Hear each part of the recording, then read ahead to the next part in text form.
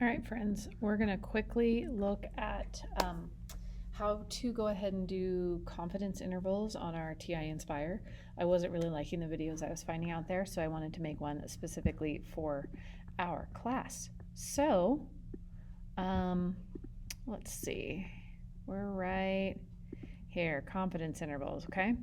So we're going to be looking at when to use a Z interval and when to use a T interval.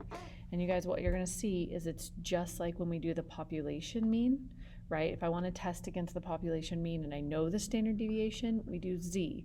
If we do not know the population standard deviation, we do T. And just like before, we're going to use that sample for these. So be careful with this data, okay? So we're going to look right here. And we'll start with this set right here. So I went ahead and added in the data for you, right?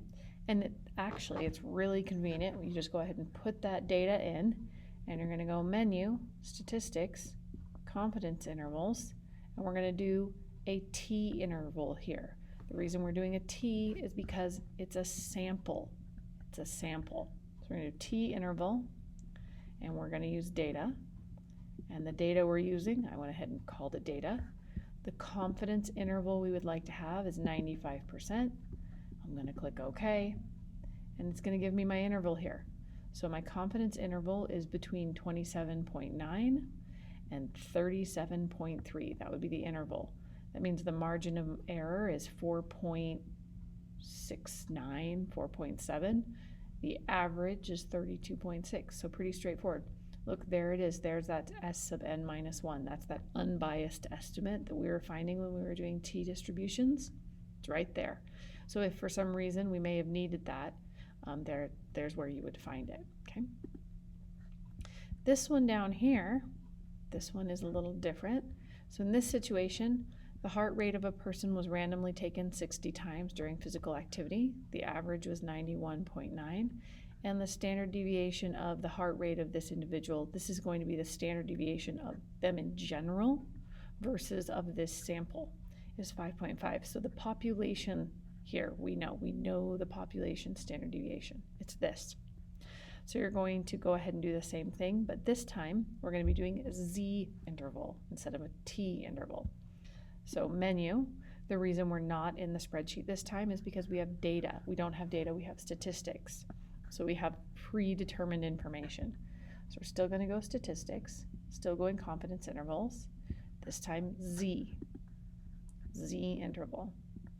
We're going to take stats this time. Our standard deviation, we know this. This is the population one we were given it.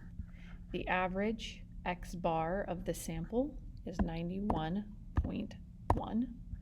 The number, N, this refers to the number of samples taken, 60, and we're doing a 95% confidence level. This is a very common answer. So we're going to go, okay. Our lower boundary is here, so we are 95% confident that somewhere between 89.7 and 92.5 is the actual average heart rate for this particular person. If they wanted the margin of error, it would be here, and it's given us all this information. So they're pretty straightforward, pretty easy to do. You could do a Z interval or a T interval flip-flop, right, where one has the stats, one has the data. So if we needed to do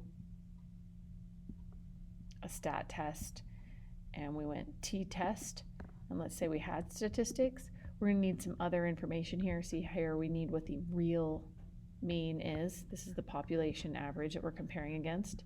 The sample average, this is that unbiased estimate. The unbiased estimate, you're going to have to use your formula sheet to go ahead and find out what that is. Your N, as in the number of samples you were taking, and then you need to decide, are they not equal? Are we saying it should be bigger? Are we saying it should be smaller? And then you would go ahead and click OK and run the test. It's pretty straightforward. I'm going to escape all that. Cancel. So I hope this helps you when you are going to do your test.